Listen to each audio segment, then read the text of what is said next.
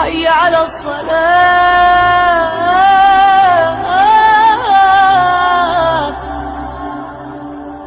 السلام علیکم ورحمۃ اللہ وبرکاتہ.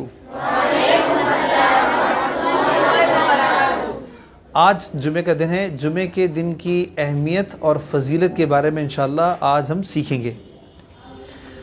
سب سے پہلے ہم جمعے کے فضائل پہ بات کریں گے. حضرت ابو ہریرہ رضی اللہ تعالی عنہ سے روایت ہے کہ آپ صلی اللہ علیہ وسلم نے فرمایا وہ بہترین دن جس دن سورج طلوع ہوا وہ جمعے کا دن ہے. اسی دن حضرت آدم علیہ السلام تخلیق کیے گئے. اسی دن آپ علیہ الصلاۃ والسلام جنت میں بھیجے گئے. اسی دن حضرت آدم علیہ السلام جنت سے نکالے گئے. قیامت برپا نہیں ہوگی مگر جمعے کے دن. یہ صحیح بخاری کی حدیث ہے. اللہ تعالیٰ اس میں کمی بیشی معاف فرمائے, آمین. اسی طرح ایک اور حدیث ہے. ہمارے پیارے نبی صلی اللہ علیہ وسلم نے فرمایا کہ جمعے کے دن مجھ پر کثرت سے درود بھیجا کرو, کیونکہ اس دن مجھ پر درود پیش کیے جاتے ہیں. اب یہ تو ہو گئے فضائل. اب ہم بات کریں گے آداب کی, جمعے کے دن کے آداب اور مسنون طریقے. ٹھیک ہے. اچھا, جمعے کے دن کرنے کے کام. غسل کرنا, اچھے اور صاف کپڑے پہننا, مسواک کرنا, خوشبو لگانا, مسجد کی طرف پیدل جانا,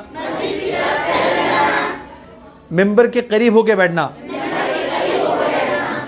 خطبے کو غور سے سننا, کسی فضول کاموں میں اپنے آپ کو نہ لگانا. جمعے کے دن سورہ کہف کی تلاوت کرنا. جو شخص سورہ کہف کو جمعے کے دن پڑھے گا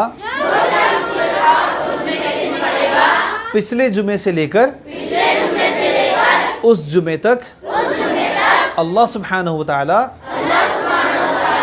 اس کے گناہ صغیرہ کو معاف فرما دیں گے. جمعے کو سید الایام بھی کہتے ہیں. اس دن ایک مبارک گھڑی ہے, ایک مبارک وقت ہے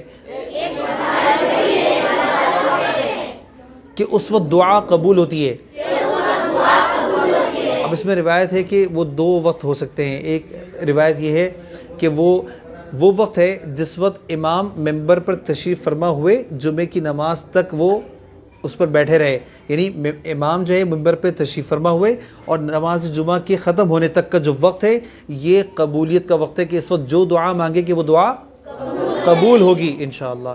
اور ایک وقت یہ ہے کہ عصر کی نماز کے بعد سے لے کر غروب آفتاب تک کا جو وقت ہے یہ بھی قبولیت کی گھڑی ہے, قبولیت کا وقت ہے کہ جو دعا مانگیں گے, درود شریف پڑھیں گے, اذکار کریں گے اور دعا مانگیں گے اللہ سے تو انشاءاللہ العزیز اللہ تعالیٰ آپ کی دعاؤں کو قبول فرمائیں گے. اللہ تعالیٰ ہمیں ان باتوں پر عمل کرنے کی توفیق عطا فرمائے.